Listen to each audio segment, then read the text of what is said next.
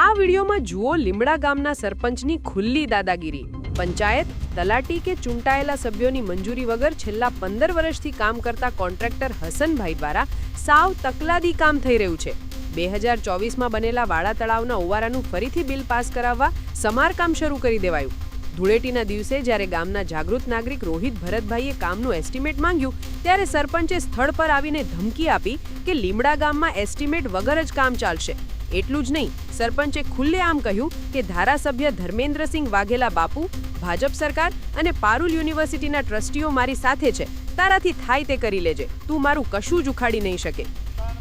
Recording મંગાવી લો ચાલો હણો વાંધો નહીં તો વાંધો નહીં મેં માગ્યો તમે રેકોર્ડિંગ હોય તો પ્રૂફ મને કહી દો ને વાંધો નહીં હાલશે ભગવાન ચાલો ભગવાન હાલશે બરાબર ભગવાન હાલશે કે જે હાલશે પણ આ કરપ્શન ગામનું થાય ગામના પૈસાનું તમે ટેક્સ લો છો બધું જ લો છો અને આ રીતના તમે કરપ્શન કરો છો બરાબર અમે ટેક્સ ઘરવેરો નરવેરો ભરીએ જ ભાઈ ના તમે કહો એટલે અમે નહીં અમે કહો એટલે તમારો સાંભળો તમે જાગૃત તમને લોકો વોટિંગ કરીને આવ્યા છે તમને લોકો ચૂંટાઈને આવ્યા છે જનક કાકા બરાબર તો તમે નાહી કેમ જાઓ છો વાંધો નહીં હા હે કહેશે ને તો તમે આ એવું કહેજો કે અગાઉનું છે બરાબર અગાઉનું છે ઠાકોર વખતનું ટીના કાકા વખતનું પછી આ વસ્તુ તમે બિલ તો તમે બિલ પાસ કરવાના છો કે નહીં કરવાના મને કહી દો કરી દેવાનું બિલ ના આપી જ દેવાનું બરાબર અને આટલું બધું કરપ્શન થાય છે એનું ચાલવા જ દેવાનું ઓકે ચાલો ભાઈ આ જનકભાઈ રબારી સરપંચ અમારા ગામના મારા કાકા જ થાય છે પણ આ રીતના અહીં વાત કરે છે દાદાગીરીથી વાત બરાબર એ નહીં ચાલે। હસનભાઈ કોન્ટ્રાક્ટરને કોમ આપ્યું છે ને આ હાગર જો મારા હાથમાં જો તમને હાગર સિમેન્ટ રેતી બધું હાગર છે ને અત્યારે પડ્યું જ છે એ તમને લાઈવ તરીકે બતાવું કોમ ચાલુ કરો વાંધો નહીં ચાલુ કરો કોમ વાંધો નહીં સરપંચ જાતે જ કહે છે કોમ ચાલુ કરો હાગર સિમેન્ટ વાપરો બધું જ વાપરો સરપંચ જાતે જ એવું કહે છે બરાબર ને જનક કાકા સાચી વાત છે ને હા ચાલો આ ભાઈ આવું કહે છે તારા કહેવા પરથી ભાઈડો ઉતરતો એવું કહે છો આ ભાઈ એવું કહે છે કે તારા કહેવા પરથી ભાઈડો ઉતરતો હોય સરપંચ આ સરપંચ છે જનક કાકા હા ઓકે હા વાંધો નહીં એક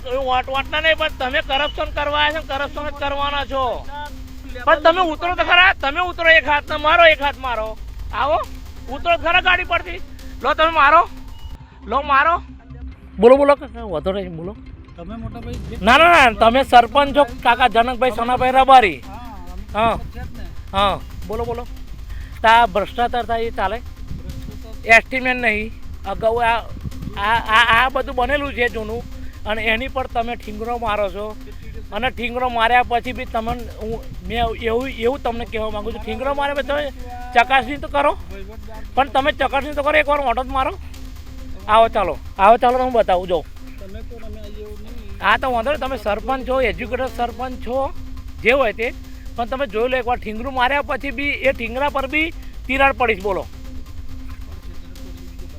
હા એટલે એ ગામની પૈસા આલ્યા છે ને હજુ કોણે તપાસ કરો ટીડીઓને આ ગામના પૈસા છે